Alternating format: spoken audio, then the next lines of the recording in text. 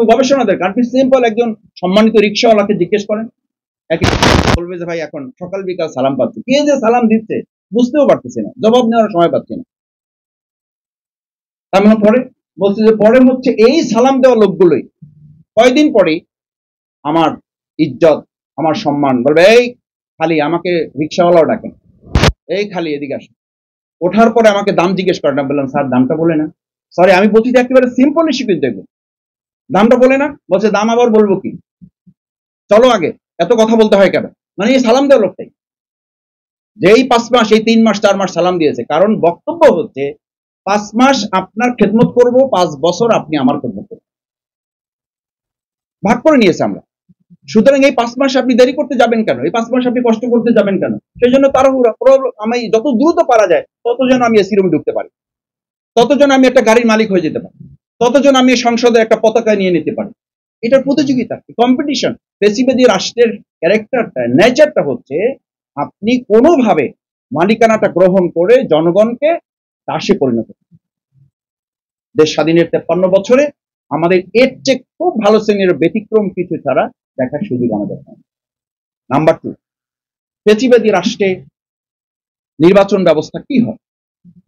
নির্বাচন ব্যবস্থা হয় জনগণের মতের বা চিন্তার প্রতিফলন হয় না, প্রতিফলন হয় কিছু সংখ্যক ব্যক্তি।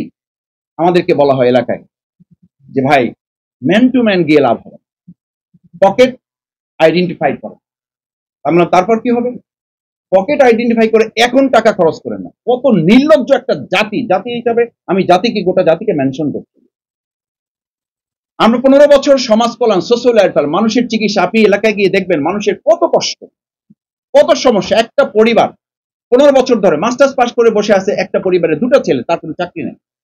চাকরির জন্য কি করতে হবে? কোনো একজন নেতার সুপারিশ লাগবে। এখন আমরা সুপারিশ দিচ্ছি, আমার কাছে সুপারিশের জন্য আসছে, আমার মতো মানুষের কাছে সুপারিশ জন্য। আমি বললাম আমার সুপারিশে কোনো চাকরি হবে? আপনি জানেন? বলছে হ্যাঁ, ওনারা বলেছে, ওনার সিগনেচার নিয়ে আসেন, তাহলে আমরা চাকরি দিয়ে দেবো। আমি ওনাদের কাছে মাঝে মধ্যে জানতে চাই যে আপনারা আমার সুপারিশে বা আমাদের কারো সুপারিশে চাকরি দিয়ে দিবেন, ওনার কি যোগ্যতা থাকলে দিবেন, না থাকলেও দিবেন? বলছে মাসুদ ভাই আমরা এটাতে অভ্যস্ত হয়ে গেছি, এরপর যদি কোনো অন্যায় করে তাহলে আমি বলতে পারবো যে এটা অমুকের সুপারিশ হয়েছে, আমার কোনো দায়বদ্ধতা নেই। দায়বদ্ধতাটা আমার ঘাড়ে, বন্দুকটা আমার ঘাড়ে রাখাটা হচ্ছে আমাদের আমলাতন্ত্রের একটা উল্লেখযোগ্য অংশের মানসিক।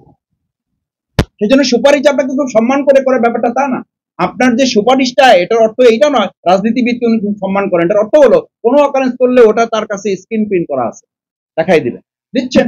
এখন ওই যে আমাদের সিএসি উনি বলছেন যে উনি কল রেকর্ড ফাঁসের ভয়ে কথা বলতে চান, তাহলে আমাদের কথা বলা বন্ধ করে দিতে হবে। সবাই কথা বল, কল রেকর্ড ফাঁস তো আমারও হয়ে যাবে।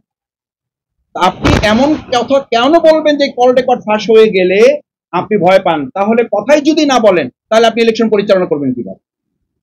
আর এমন কথা বলার ভয় আপনার মধ্যে কেন থাকবে যে কথার মধ্য দিয়ে আপনি ভয় পান, যে কথা ফাঁস হয়ে গেলে আপনি বিপদে পড়বেন? তার মানে তো সামথিং রং। আপনি এমন কথা কখনো অফলাইনে বলেন যে কথাগুলো রাষ্ট্রের জন্য সুন্দর নয়, যে কথাগুলো রাষ্ট্রের জন্য এই সন্দেহটা এখন জাতির মধ্যে তৈরি হচ্ছে। আমি এমন কথা করে বলতে ভয় পাই যে কথা আমি অফলাইনে বলতে পারি, তার মধ্যে তো, তার মানে তো আমার মধ্যে কিছু দুশ্চিন্তা আছে, তার মধ্যে আমার মধ্যে কিছু নেতিবাচক ব্যাপার আছে।